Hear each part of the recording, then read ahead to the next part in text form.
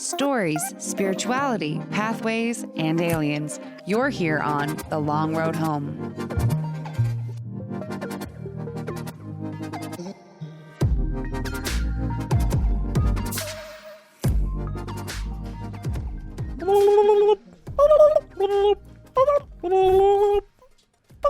That's a sound that your turkey made before its head got cut off. Oh. Happy Thanksgiving! Happy Thanksgiving! How's it going, everyone?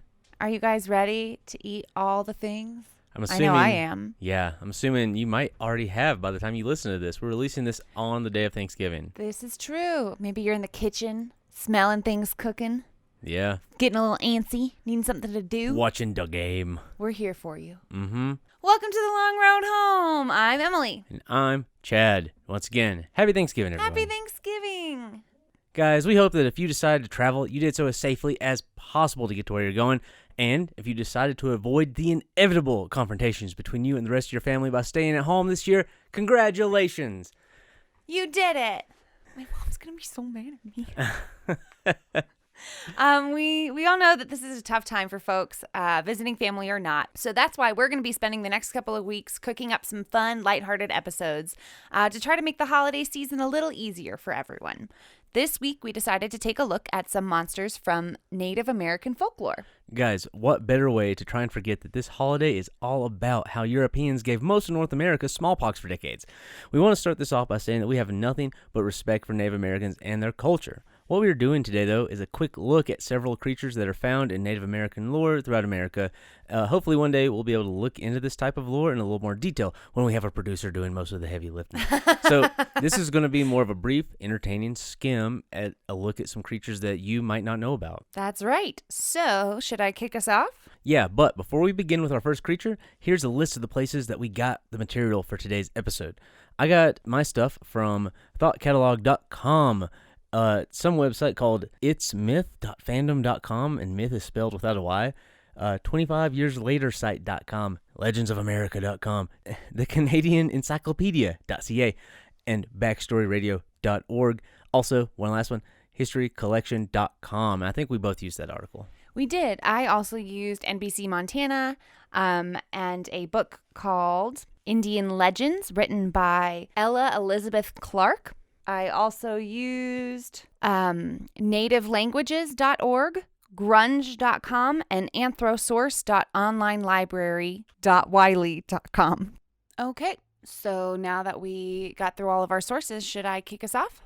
Yeah, go for it. Okay, so I'm going to take us over to Flathead Lake, located in good old Montana. Nice. Flathead Lake is a large natural lake in northwest Montana and is the largest natural freshwater lake by surface area in the that is west of the Missouri River. Oh, cool. The lake is a remnant of the ancient massive glacial dammed lake, Lake Missoula, of the era of the last interglacial. So it's a big lake. Yeah, it's huge. Just to give you an idea on where it is and how big it is, Flathead Lake is 7 miles south of Kalispell and is approximately 30 miles long and 16 miles wide, covering 197 square miles. That is a lot. It is massive. We've driven around Flathead Lake. It's humongous. Beautiful area. Great methamphetamine as well. Oh my God. Jesus. So it's actually larger in surface area than Lake Tahoe, but is much smaller in volume due to Lake Tahoe's depths. But Flathead Lake is actually pretty deep as well. It has a maximum depth of 370 feet. So, you got a big old lake in your mind? Yeah. Okay. Yeah. I had never been to a lake that big until we went to Flathead Lake for the first time. And it was really cool to see how choppy the water is. It felt like you were at the beach almost. Yeah, it's strange to be at a lake and not really be able to see the other side very well. We don't have lakes like that in North Carolina. The story of a monster in Flathead Lake originates in a Kootenai traditional legend. The following is an excerpt from Indian Legends from the Northern Rockies. The first Indians lived on an island in Flathead Lake, not far from Elmo, which I looked it up, and that is a small community on the southwest side of the lake, kind of near Polson. One winter, they decided to move camp. They crossed on the ice, carrying packs on their backs. As two girls got about halfway across the lake, they saw an antler of some animal sticking up out of the ice. The antlers were about 2 feet long. "I'll chop it off," said one girl. "I might need it." "Don't touch it," said the older girl. "It's kind of a mystery, an antler growing out of the ice. We mustn't cut it." But her friend was determined, although she did realize the danger. "If anything should happen in the ice," she asked, "do you have any power to escape?" "Yes, I'd become a ball," replied the older girl. "That's my special power. Have you any power?" "Yes, I'd become a round buckskin target. I'd get to land that way." Oh, like a parachute? I believe so. That's something like all those old like origin tales and stuff, the things that people morph into. It's very interesting, and it's So very strange. casual, like just casually dropped in these stories. I read this story in particular was confirmed on multiple different sites and was told in almost the exact same way. So I thought that was interesting. Anyway, the girls waited until the other people had almost reached the shore. Then, with sharp-edged rocks, they began cutting the antler. When they cut through to the middle, the antler began shaking. Then the ice around them began shaking. Soon it split into chunks and pieces. As the ice between the girls and the shore broke, the head of a monster appeared, shaking its huge antlers. Now, this is interesting, too. We should note that the antlers don't come up in any other stories. Maybe it's because the girls cut them off. I don't know. Yeah, I thought that's what like the whole point of the story was, is they cut him off. I guess not. Quickly, the girls called on their powers. One became a ball, the other a round buckskin target. They reached the shore safely, but one half of their people were drowned. Brutal story. Yeah, they fucked up. Yeah, they did. And then it goes on to say, that is why there are few Kootenai Indians. The monster was never seen again, but our people never again went very far in the lake. Not many years ago, some white men who were fishing on Flathead Lake said they had seen a strange animal in the water. Whoa. So, yeah, that's it for the excerpt that I found in that book. However, there are a lot of other local tales. But before we go any further, if you haven't kind of guessed by now, this being a lake monster, the Flathead Lake monster is supposed to be very similar to that of Loch Ness. So much so that locals even named this monster Flessy. Flessy. Very creative. It's not as good as Old Hank. Or Old Ned. It's not as good as Old Ned. It was not very original. Favorite lake monster name. That's definitely probably going to be one of the better cryptids we come across, name-wise. Yeah. Elusive, Old Ned is. So, according to retired newspaper editor Paul Fugelberg, local tales of the Flathead monster go back more than 100 years. It was supposedly first reported in 1889 by Captain James C. Kerr of the lake steamboat the U.S. Grant, who claimed he and his 100 passengers saw an unusually large whale-like object in the water.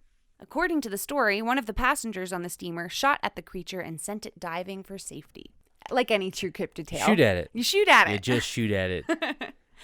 Contemporary reports of sightings of Flessy by local residents and visitors average between 1 and 2 each year. However, in 1993 alone, there were about 13 reports.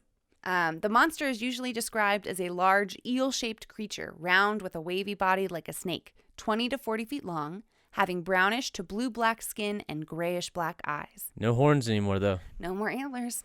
Yeah, I think they cut them off. In some stories, I will say, in some You versions, assholes! they had made it through. They had made it through the antler when they awoken the beast. Yeah. So that quote had said that they were in the middle of it, but I don't know. They knocked it loose at least.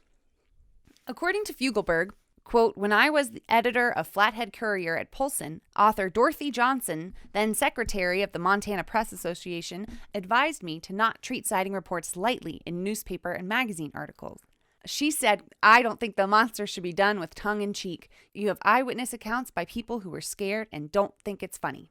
In a more recent story, Jim Manley and his wife Julia were near Big Arm in 2005.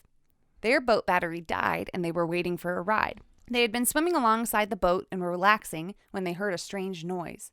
Quote, "I remember saying, look, that's it, we're seeing it," Jim Manley said. "I knew immediately because the descriptions are all the same. It was like 25 feet from what we could see, and humps. 13 years later, it's still like I can see it. It hasn't changed my belief," Julia explained. "We heard a loud splashing. That's the part nobody can explain to me. If it was just an optical illusion, how do you explain the loud splashing? Afterwards, it was a little eerie that the thing was swimming underneath us. If there's something here, I think it's shy and it avoids boats as long as it can," Jim Manley said. So that was a unique story in particular because I got to watch a clip of them talking about their story. And in the story, I guess their boat broke down, right? And and they were in the water and they had this sighting. And then as they were witnessing Flessy in the flesh, the rescue boat came up to them. And they tried to get their rescuers' attention and say, like, look, do you see it? But apparently the rescuers just thought that they were waving at them. So they waved right back. And then Flessy swam away.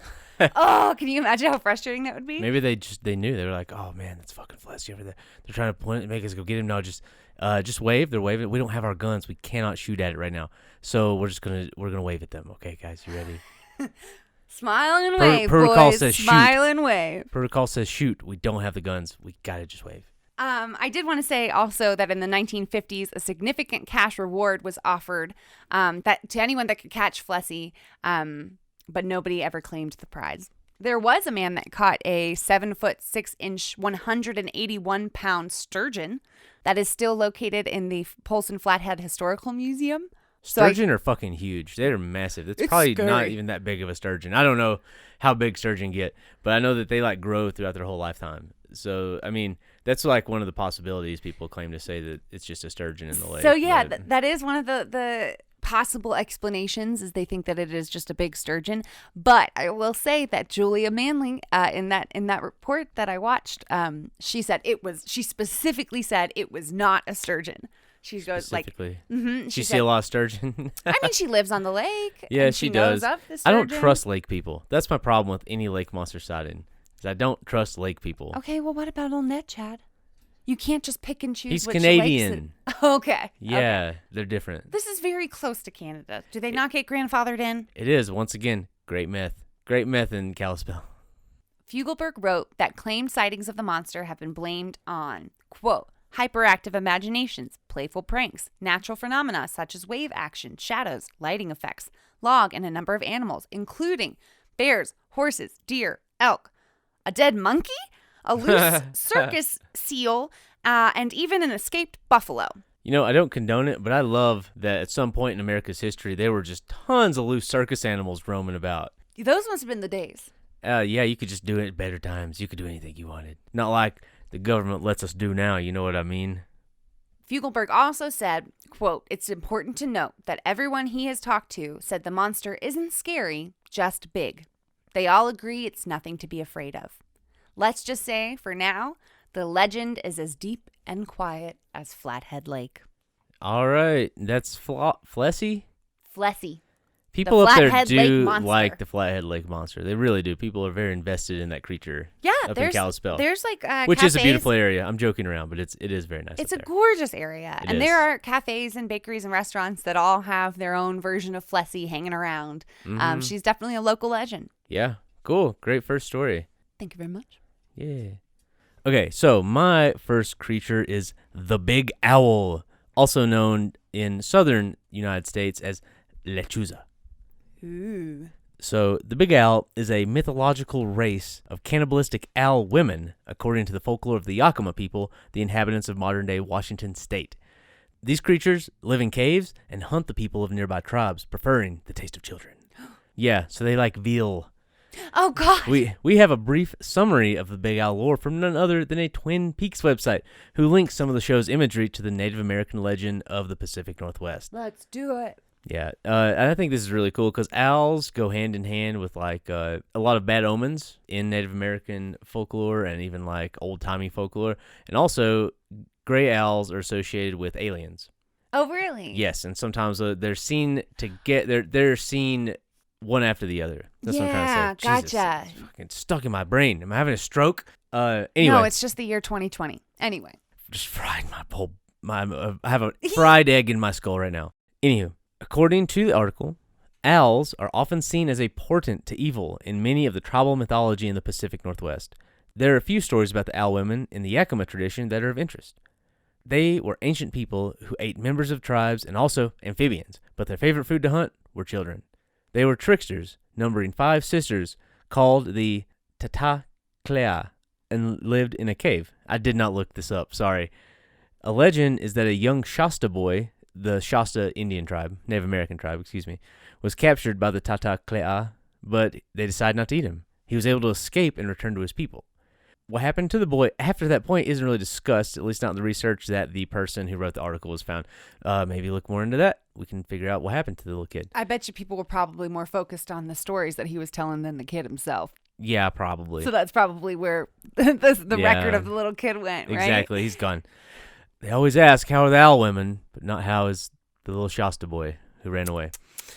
Over time, I'm just going to start calling them owl women because I can't keep saying this because I feel like I'm destroying it and I feel bad. Over time, two of the owl... So for my story, should I? Okay, sorry. I'm going to butcher another one later on. So, well, it's okay. Yeah. It's okay. Sorry. Over time, two of the owl women were destroyed when the cave they lived in became red hot and a great wind blew them away, which the writer of this article believes is an allegory for an ancient volcanic eruption. Oh. Yeah, it makes sense. That's cool. Another drowned, and it is believed that from this sister's eye, all the owls in the world came. As she died, she was cursed, being told, "From now on, your eye will be the only part of you to act. At night, it will go to certain birds, the owls."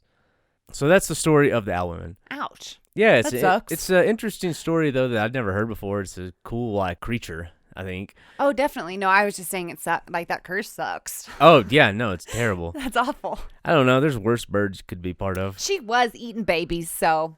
Yeah. She had it coming. She had it coming. She only had herself to blame. You just... If you'd have been there, but if you'd have seen it, you would have done the same. I'm sorry. Hey, babies? No, giving her the curse. Oh. Come on, keep up, Chad. I was singing from the perspective of the cursor, not the cursee. I see. Once again, fried egg brain. It's okay, mine too. It's just like a random karaoke's playing in there. Let's go. Sorry. So some form of this monster spread south throughout the years from those Pacific Northwest tribes.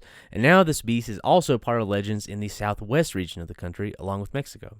Recent years have seen reports of an owl-like monster called Lechuza in relation to unexplained deaths and sinister occurrences in the region. The Lechuza is reflected in the folklore of numerous other native tribes, including the Seminole Stikini, and Wabanaki Siplak. Once again, sorry. The Stikini are believed to be evil witches with the power to transform themselves into owl-like creatures. During the daytime, they walk among the Seminoles, but at night they vomit their souls and become undead owl monsters that feast upon human hearts. Ooh. Among some communities, it is feared even speaking the name risks turning yourself into one, whilst others use the Stikini as a children's boogeyman. Similarly, the Siplak is a dangerous bird spirit, possessing a spectral cry and taking the form of a large owl with only its head and talons visible to the human eye. As with some Seminole communities, the Siplak has typically been used by the Wabanaki in children's folktales. So this version of the owl women, to me, seems more modern in terms of, I would compare it to almost like witch stories. Because, even in children's books, you hear about, so looking back into this, I was reading stories about, how they would harm one of them and they would come back and someone's arm would be hurt where they hurt the owl monster. And so it's kind of like the same stories with the witches where there's a cat and they cut the cat's hand off and they come back and the witch's hand's gone the next day. Oh, gotcha. Yeah, so it's become, it seems like further south, it's not so much a creature as it is a witch. The folklore is a little different as well. It's if you try to kill it and you don't, you will die. Things like that. And it's less of an owl creature and more of an owl with a woman's face, which is equally as terrifying. Definitely. Yeah. Maybe even more so. Yeah, I don't know what I would do if I saw that. Ma'am? Are you okay? Yeah. Ma'am! How did you get in that owl? Ma'am, did you know? Did you know you were an owl?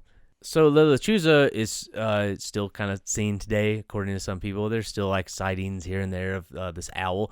People claim to have been attacked by it. There are stories of people dying from it. It definitely is more of a children's deterrent more than anything, but there are claims that people still see this thing today. And I saw a picture of a gigantic owl that they claim to not have identified, but it's the internet. They might just be lying. It's hard to or tell. Maybe they're telling the truth. Who can say? The internet speaks in riddles and truths, and we don't know which is right.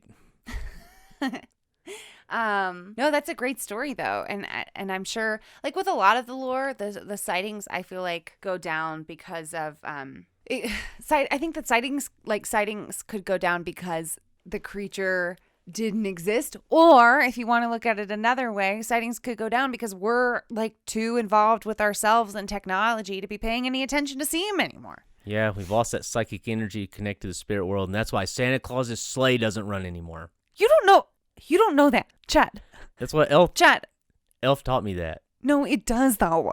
You missed the whole point. I'll tell you one thing. They get it working again. I'll tell you one thing. Ain't nobody getting shit this year. Chad, we don't know who our listeners are. 2020, Don't listen to him, kids. Apocalypse Radio. Don't listen to him, kids. Santa's coming. Guess what? He's immune to COVID. It's wonderful. He's magic. I'm very happy for him. Thank you.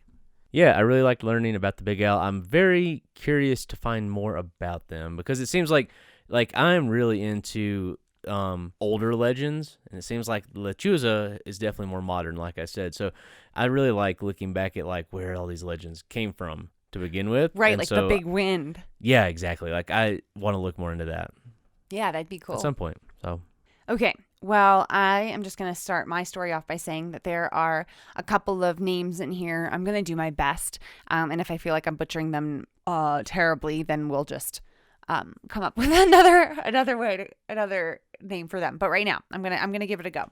go for it. Okay, so my second legend is that of the Katsitowak, or stiff-legged bear. See, did that sound? It sounded right. Please correct me if you listen and you know. I want to learn. Yes. There's just We both do. unfortunately a lot of these names and legends actually have multiple pronunciations, and I have trouble with all of them. So yeah. Anyway, the First Nations people of Eastern Canada, such as the Cree, had a creepy legendary creature known as the Katsitowak, or stiff-legged bear, according to native languages. These bears were a bit larger than your typical bear, but were also hairless and had oversized heads. They also had an unusual way of getting around. Their legs had no joints in them, so the stiff-legged bears hobbled around with an unusual gait, which would probably be deeply unsettling if you saw it in the wild. Yeah, it's like 4 peg legs jogging around. I always pictured him walking upright, but I think that that's probably more accurate. It's Upright? like those people, That's even scarier. It is scarier, but I think you're probably right. It's like those people that walk around on the 4-legged stilts. Yeah. Ugh. Yeah, that's what we're talking about here. And of course, These people are very talented. they are very. Let's just talk about that for a second. They're very gifted in being creepy. Yeah, I've never been on stilts. That takes a lot of commitment. Yeah. To be that 4-legged stilt person. It does. And also the Like guys body that strength, right? Yeah. Like, what about the people that are on the bindi, the big poles that just swing back and forth? Bendy pole. That just swing back and forth, just high as balls. I'm Do assuming. you think they're roped in? I don't know. They're living life on the edge. They are utterly How do free. you get down? I don't know. How do you get up? They are free spirits. Our listeners don't know what we're talking about. Because Look I it can up. see you going like this with your arm, but they can't. Literally, just Google bindi pole people. It's going to be some weird strip club. No, it's not. It's gonna be these people. No, I was right. Oh, were you? It's not what I'm talking about. Pole moves for bendy back ideas. That's okay. Don't Google Bendy that. poses pole. Well, what? The bendy pole people. It's right here. Sway poles. Good job. Yeah. So don't Google bindi pole people. Don't Google bendy pole people. Google sway poles and check them out. We're way off course. Happy Thanksgiving, everyone. You enjoying that turkey? Thanksgiving. How's the dextrotryptamine going into your body, making you sleepy? Are you hiding in the bathroom listening to a podcast, just trying to make it through? I spent plenty of bathroom time at home during Thanksgiving. Just waiting. Okay, so how did we get here? Voluntarily reading shampoo bottles, ignoring my phone. You know what's really funny is at the start of this sentence, I actually cut it off mid-sentence and was gonna come back to the end of the sentence, but so we're gonna take it back. We got to stilts and pole people because we were talking about the Katsitowak and their unusual gait because they had no joints in their legs, but also it loved to eat humans. Well, of course. What good monster doesn't like just the taste of human flesh? Something about us is mighty tasty. So I think it's because humans probably taste good, but also I think it's also kind of like a fuck you. I mean, if you were this like crazy mystic being living on Earth, watching humans think that they were like tough shit, wouldn't you also kind of just be like, fuck these humans? I'm eating your baby. Yeah. These guys need to be humbled a little bit. they're getting a little too wild. Just a little bit. I could show them how these stiff-legged bears roll. Mm-hmm. So I wanted to include this part because I thought that it was interesting. While these monstrous bears are folklore, it's worth noting that hairless bears do exist, such as Eve, who was found in 2017. Yeah, she's cute. She's cute. She was found in California, underweight and unable to grow a coat of fur. According to the Humane Society, bears with mange, like Eve, or other illnesses can also lose some or even most of their fur. So that's what happened to little Eve. She's better now, though, But right? she's better now. Yeah, good for her. They put her into rehab, and she's looking great. She's thriving. She really is. But I just had to include that because that was a reference to a hairless bear that I saw recently. She has all her joints, though. She does have all of her joints, and she's very petite. So the following story is a Native American tale that I found in an anthropology journal. Cool. Kudos to finding all the actual tales as well. Thank you. I had a lot less luck. I really wanted to find some of the stories, so I dug in a little deep. Deeper and deeper. Deeper and deeper. Okay, so then this one also has a Native American name, and I'm going to do my best with it. Sekabek was living near a mountain with his sister. Every time he started to go hunting, he would begin to sing, and so she would know he was about to leave.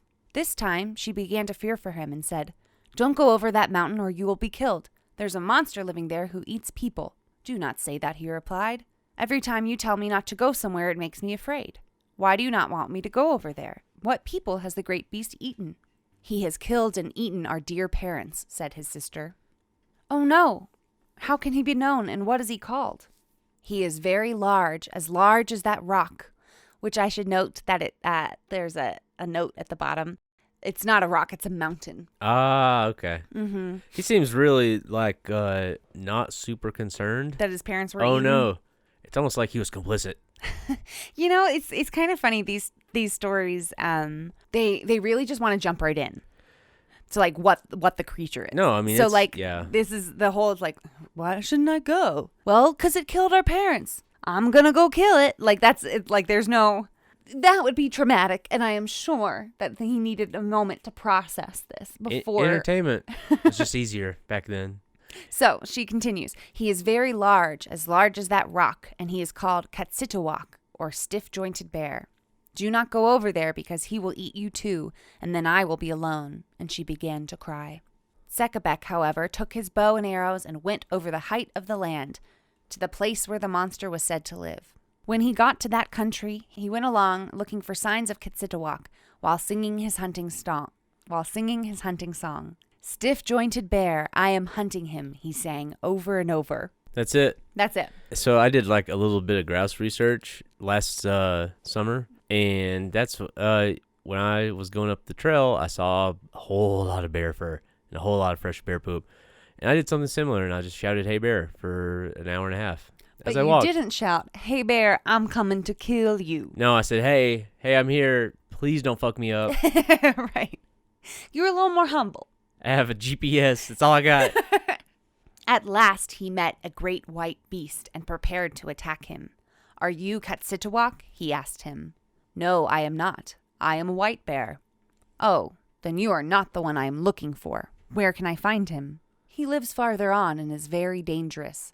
No arrow can kill him, and if you go there, he will eat you as he has the others." "I'm not afraid of him. I'm going to attack him." And Sekabek went on, singing his hunting song. At last he found Katsitowak. He was as big as a hill of rock. Said Sekabek, "Are you Katsitowak?" "Yes," answered the beast. "Why do you come here? Do you not know that you'll be eaten?" "No, I will not be eaten. I have come here to kill you. I am Sekabek." "You cannot kill me with your arrow. Do you see that tamarack tree there? I am tougher than that, and your arrow will break to pieces if you shoot. If that is all, my arrow will kill you. See that?"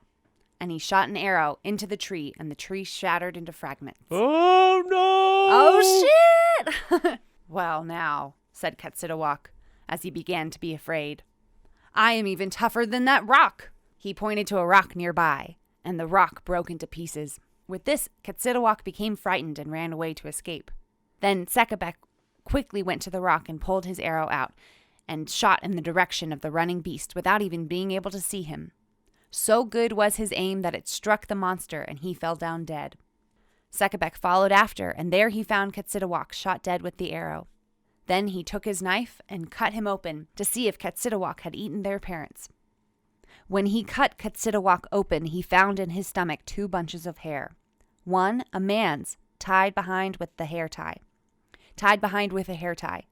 The other, a woman's, tied on each side with woman's hair ties.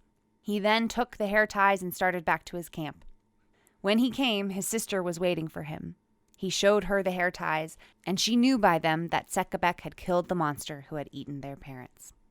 So that's the origin story of the Katsitowak. Some people believe that the stiff-legged bear is actually a representation of mastodons or woolly mammoths, still preserved in Native American stories thousands of years after they became extinct.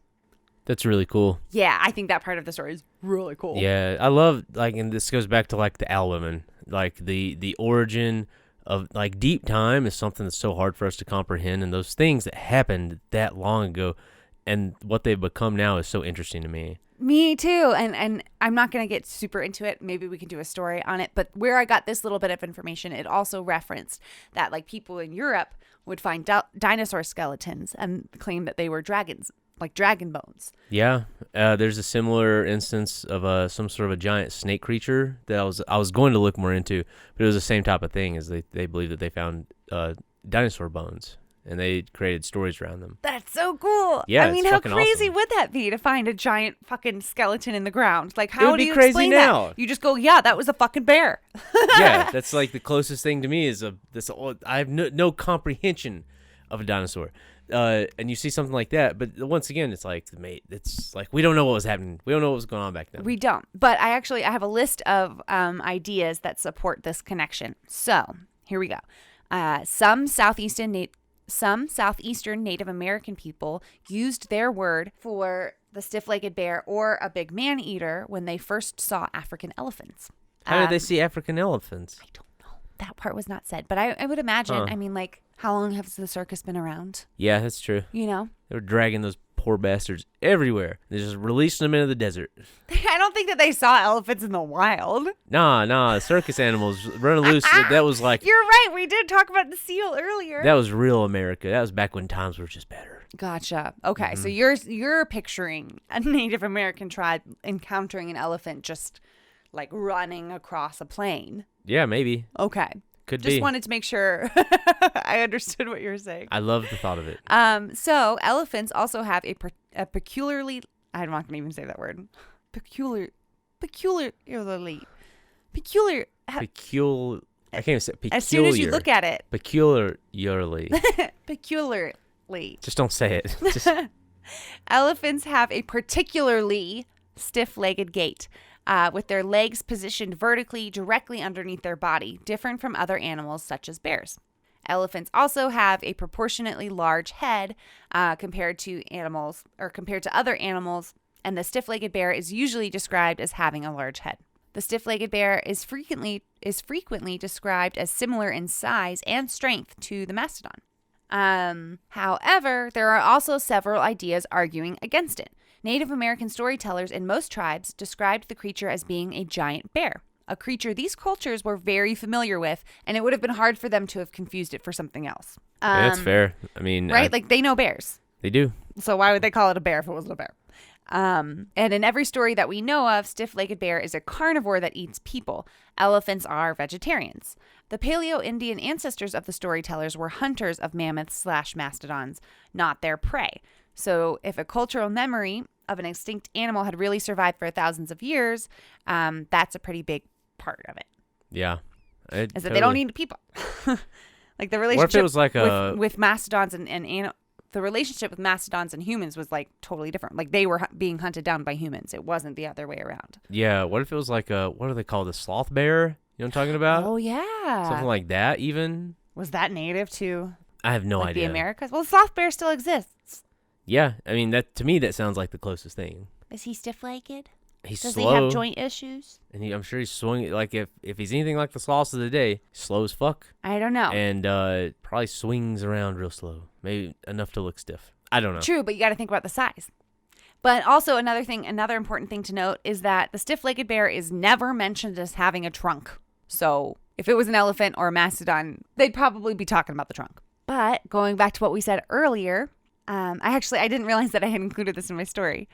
This kind of thing has been known to happen before, with dinosaur fossils being reported as dragon bones in both Europe and Asia. An elephant's large head and stiff legs could be observed by looking at its skeleton, but its trunk would not have been preserved. So maybe they weren't talking about actually encountering it. Maybe they made these stories based off of discovering the bones. Yeah, could very well be. Once again, deep time, no clue what was going on back then. Furthermore, mastodons have had sharp teeth. So no shit. Yeah. So actually 18th century scientists thought it might have been carnivorous. Native Americans could have thought the same thing if they had come across the fossil. Man, that's crazy. I did not know that. Yeah. Isn't that crazy? Yeah, it's cool. The third possibility is that the stiff-legged bear is not based on an elephant and is exactly what storytellers describe it as, a mythological bear the size of an elephant. Bears would have been a lot more familiar to Native American storytellers and audiences, and it's very common worldwide for mythological monsters to be giant versions of well-known animals. Additionally, there's different versions of this story in other tribes as well. So there is a story of a hairless bear in the Penobscot tribe, in the Cree tribe of Canada, in the Alabama and Creek tribes, in the Iroquois tribe, and the Shawnee and Lenape tribes as well. At any rate, whatever the inspiration for the stiff-legged bear story was, they are told in many different tribes throughout North America. And the legend lives on today. Cool. Well, I think a lot of these stories, but it's like almost like a genetic thing where these types of images were ingrained in like our ancestors, right? It's like snakes. You see a lot of dragon type material coming up. Anything with sharp teeth. Anything that's dangerous to humans, typically, I think genetically is like in our DNA to be afraid of, right? Definitely. And so it's only natural that stories like this will pop up pretty much everywhere.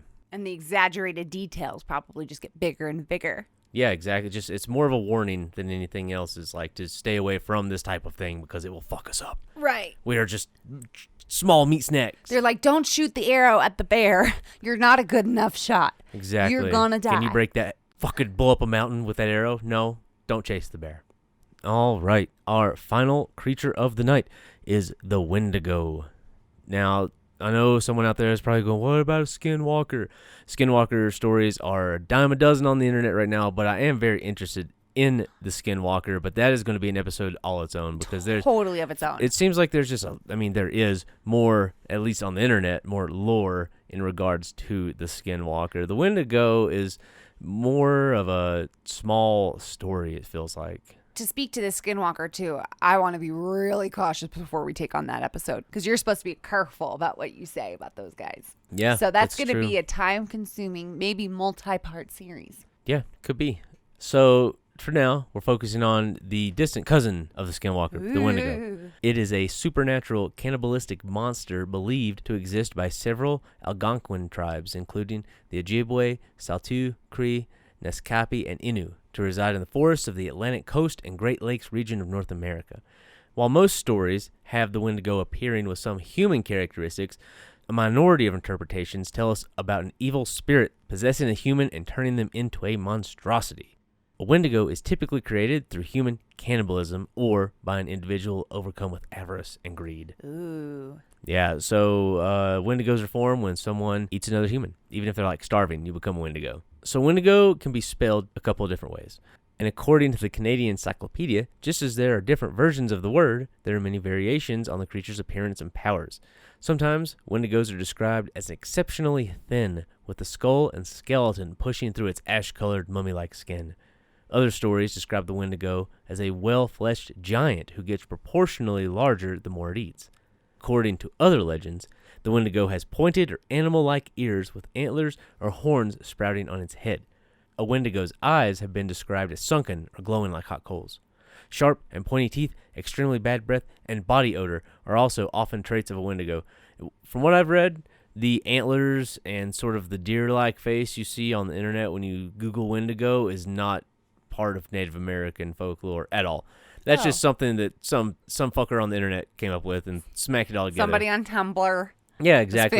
Feeling a little spicy. Exactly. And so now it's pretty much, part of the Windigo lore, at least to white people. So I have a Algonquin legend that describes the creature as a giant with a heart of ice, Sometimes it is thought to be entirely made of ice. Its body is skeletal and deformed, with missing lips and toes. The lips and toes go missing because it has an insatiable hunger, and oftentimes it will eat its own skin. Oh. Yeah. It's munching on its own toes? It's like really bad chapped lips, and then you just start peeling your fucking lips off. They're gnawing at your toes. Yeah. Another story from the Ojibwa tribes describe it as a large creature, as tall as a tree, with a lipless mouth and jagged teeth. Its breath was a strange hiss, its footprints full of blood, and it ate any man, woman, or child who ventured into its territory, and those were the lucky ones. Sometimes the Windigo chose to possess a person instead, and then the luckless individual became a Windigo himself, hunting down those he had once loved and feasting upon their flesh. Oof. Yeah, Wendigos, they fucking around. Just and they're always me, hungry. Bro. They're constantly just hungry. Freaking eat me. I don't want to be you. They would. They would nibble them toes right off. The Windigo is usually, but not always, endowed with powers, such as superhuman strength and stamina that allows it to stalk, overpower, and devour its victims. Wendigos are usually credited with exceptional eyesight, hearing, and sense of smell. They are said to move with the speed of the wind and have the ability to walk across deep snow or even over open water without sinking. And you hear in the stories that you are able to find about the Windigo, strong winds and cold weather are typically the environment that the Windigo is going to be found in. And no. Yeah, and where you're most likely going to have an experience with Windigo. So we're in a perfect spot. And winter is coming. Now, according to some legends, Wendigos can be killed with a conventional weapon such as a club or a gun. Because I always find that so always interesting. shooting. You're always supposed to shoot. You just got to shoot at it. Yeah. Like, that's what they're telling us. They're telling us that all those other people that have shot at cryptids were doing it right. Mm-hmm. Like, literally. Like, we are It's always been a confirmed. thing. We are Always validated. Other legends claim that the Wendigo has to be somehow subdued, its icy heart cut out, and then melted in a roaring fire. Much more difficult. Still, other legends claim that only a knowledgeable First Nations spiritual leader, a shaman, can dispatch a Wendigo with a specific spell and ceremony. Cool. Yeah, and that seems like the most plausible way to get rid of one to me. Yeah, I feel like I would definitely trust that way the most. Yeah, you got to get rid of those evil spirits, man. For centuries, the Wendigo was used not only as a warning, but for breaking social taboos, but was also taken literally as an entity to be feared. As Europeans moved into the areas inhabited by these tribes, the deeply spiritual settlers began to learn about these beasts as well. The first European written account of a Wendigo was by Paul Lejeune, a Jesuit missionary who lived among the Algonquin people in the early 17th century in what is now Quebec. In a report to his superiors in Paris in 1636, Lejeune wrote, "This devilish woman." Oh, yeah? We're going to add French to the list? Add to the list. This devilish woman added that the Wendigo had eaten some Atikamakikin. I don't know. It's hard enough word to say. It's already a hard enough word. You don't have to say it with a French I really accent. don't know how to say this. I'm sorry. It's Atika Migokin, I believe. Yeah, that looks right. These are the tribes that live north of the river that is called Three Rivers, and that he would eat a great many more of them if he were not called elsewhere. But that Akchin, sort of a werewolf, would come in his place to devour them, even up to the French fort, that he would slaughter the French themselves. Thank you. Hey, not bad. Yeah. Not bad. The accent? The accent. Oh, good. I'm glad you enjoyed it. Father Lejeune's report demonstrates that 17th century Europeans believed in evil supernatural spirits just as strongly as their First Nations contemporaries. And I think that is an important note to make. These people would come into these places and think a lot less of native tribes when their beliefs were totally batshit crazy. They believed in these spiritual beings just as strongly as a lot of these other nations did, but instead chose to view them as totally out of their minds. Yeah, for no reason. They were racist. Absolutely. In fact, Father Lejeune's report predates the Salem witch trials by nearly 60 years. Missionaries in what became Canada continued to report legends of the Wendigo until well into the 20th century. Stories could also be found on the western frontier in the 1800s among Plains indigenous peoples and employees of the Hudson's Bay Company. Those were fur traders, so they operated deep in the woods. Some Hudson's Bay Company traders' records describe encounters with indigenous spiritual leaders, claiming to descend into fits of religious passion. Indigenous peoples often accuse these people of being Wendigos. HBC traders sometimes describe them as mad. In some cases, community members or relatives of the accused killed the suspected Wendigo as a precaution. So now are we talking about like people having seizures? No, it's Like Like people having like mental health fits? It could be, Okay. but it could be suspicion of cannibalism. Ah, Yeah. understood. Gotcha. Mhm. I understand. Okay. In one example, 3 men killed Cree spiritual leader Abi Shabis after he became greedy and killed an indigenous family, which led others to believe that he was a Wendigo. Gotcha. So So there- it was the act as Yeah, well it- as it was like the avarice the- and the greed Mhm. and the behavior all Gotcha. led people to believe that a Wendigo had possessed a person. It is increasingly considered by anthropologists that the Wendigo existed as much as a metaphor as a literal monster within native mythology, with the concept described as an early depiction of social cannibalism and applicable to any individual or idea which expresses a relentless drive towards unnecessary consumption and greed. In doing so, the story encourages cooperation and moderation and discourages the taboo activity of cannibalism during harsh winters. So once again, we're getting into those deep fears, deep human fears, and these legends trying to convince people to not do these things. Right. I think a lot of cultures have their own version of that monster that needs to keep everyone in line, right? Yeah. The idea that this creature is so related to cannibalism is still seen today in the modern medical term Wendigo psychosis, which is considered by some psychiatrists to be a syndrome that creates an intense craving for human flesh and a fear of becoming a cannibal. Ooh. Where's that shit coming from? Right? And this is from legendsofamerica.com. Oh, I didn't mean literally. I meant Go ahead. This is coming from legendsofamerica.com, so take what I say next with a grain of salt, but Wendigo psychosis is a real thing. Initial symptoms are a poor appetite, nausea, and vomiting. Subsequently, the individual develops a delusion of being transformed into a Wendigo monster. People who have Wendigo psychosis increasingly see others around them as being edible, and at the same time, they have an exaggerated fear of becoming cannibals. Oh, that's so creepy. It is Dude, it can you is. imagine It's a somebody very that you creepy know that's feeling. like, man, I really don't feel good. I'm just really afraid that I'm going to become a cannibal. I'm just like really scared Yeah, that I'm like going to so- eat somebody. I just don't want to do it. I don't want to eat somebody, but I think I'm gonna. Like, that is terrifying. Man, we're doing 140 on the highway right now. Can we pull over and talk about this? The Wendigo psychosis has been documented in different time periods. One of the bigger documented cases occurred in 1878 when a Plains Cree trapper from Alberta named Swift Runner suffered a case.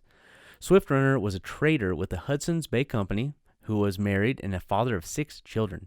In 1875, he served as a guide for the Northwest Mounted Police. During the winter of 1878 to 79, Swift Runner and his family were starving, along with numerous other Cree families. His eldest son was the first to die of starvation, and at some point, Swift Runner succumbed to Wendigo psychosis. Though emergency food supplies were available at the Hudson's Bay Company post some 25 miles away, he did not attempt to travel there. Rather, he killed the remaining members of his family and consumed them. He eventually confessed and was executed by authorities at Fort Saskatchewan. Yeah, so it's a very real thing. And this guy, when he was at trial, claimed that he had been possessed by a Wendigo. That was what his defense was. Wow. Uh-huh. Okay. Yeah, so it's a real thing. Brutal. Yeah, brutal indeed. But even more brutal is that the Wendigo is also an allegory to the ongoing eradication of native populations and the emergence of an early consumer capitalistic society in North America. Some anthropologists believe that the violent and unnatural Wendigo symbolically represents the exclusion and forced assimilation experienced by disregarded natives via encroaching and expanding American colonialism in pursuit of manifest destiny. And this does make sense, as sightings were in a very confined period, at least like a large number of the sightings were during a very confined period during the 1800s. And it seems that the cases decreased sharply in the 20th century as Native Americans came into greater and greater contact with Western ideologies. Wendigo creature sightings are still reported, however, especially in northern Ontario near the Cave of the Wendigo and around the town of Kenora, where it has allegedly been spotted by traders, trackers, and trappers for decades. There are many who still believe that the Wendigo roams the woods and the prairies of northern Minnesota and Canada. Kenora, Ontario, Canada, has been given the title of Wendigo Capital of the World by many, and sightings of the creature in this area have continued well into the new millennium. And that's the Wendigo. Ooh. Yeah, so definitely still an interesting monster. I mean, or an interesting creature from Native American folklore. Just the information was not as easy to find as I thought it would be. Honestly, because I have heard of the Wendigo before, but there's not as many like encounters I guess you would say, or sightings of this creature in particular compared to, say, the skinwalker. Maybe in like a year we can even revisit some of the episodes that we've done, because I think that there's a lot of information in books. It's just really hard to find the books. Yeah, I mean, we didn't have them initially, and now that we're looking into these things, we are finding more information. So we're definitely going to be rehashing a lot of this stuff. Yeah, taking a deeper dive. But I think, I don't know, the Windigo is pretty spooky. No, I totally agree. And it's a great one to end on. Thank you guys so much for listening to this episode. I really enjoyed this one a lot. It's nice to look into something a little bit more just interesting and fun as compared to some sort of terrible murder. Yeah, definitely. Something a little more like mystic and magical. It's exactly, been fun. A little more spiritual. So we know this episode, along with a few prior to it, have been a little bit shorter than usual, but not for lack of trying, guys. Life gets crazy sometimes. People start building underground bunkers. Fox News is suddenly the liberal media.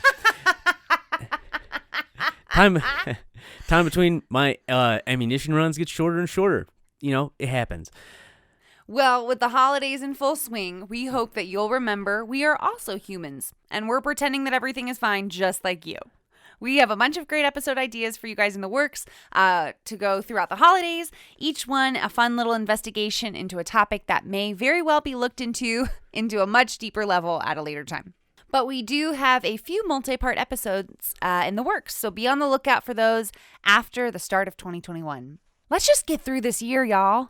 Yeah, we're just trying to get you guys some fun entertainment to get us through into January. And once that happens, we're going to be in full gear, baby. We're going to be going deeper and deeper and deeper into some really awesome topics. Yeah, we're going to be hitting the books hard. We're going to be teaching y'all lots of stuff.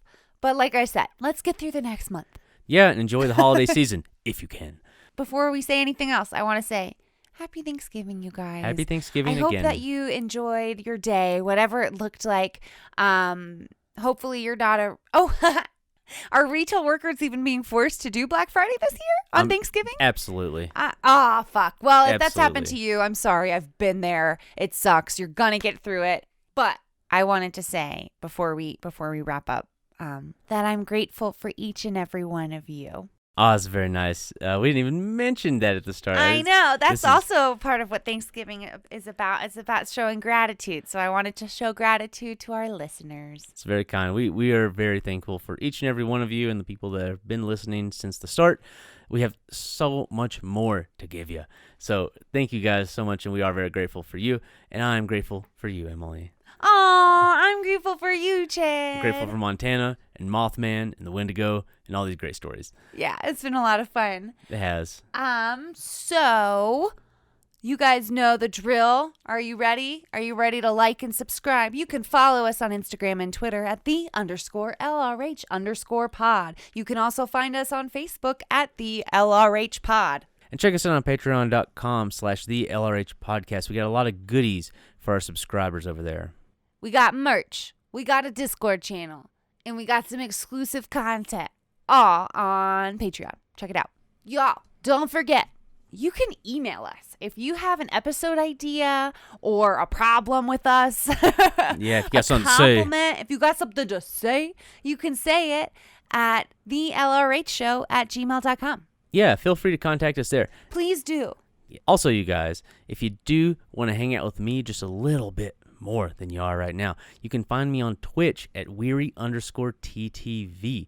I'm on there playing Hunt Showdown, some survival horror games, some Stardew Valley, things like that, on Sunday, Tuesday, Thursday, 8 p.m. Mountain Standard Time till sometime late night. So if you want to come say hello, please do. I'd love to see you there. Yeah. So is that it?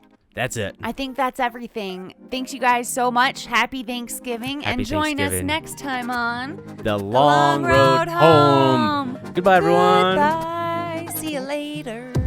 Happy day.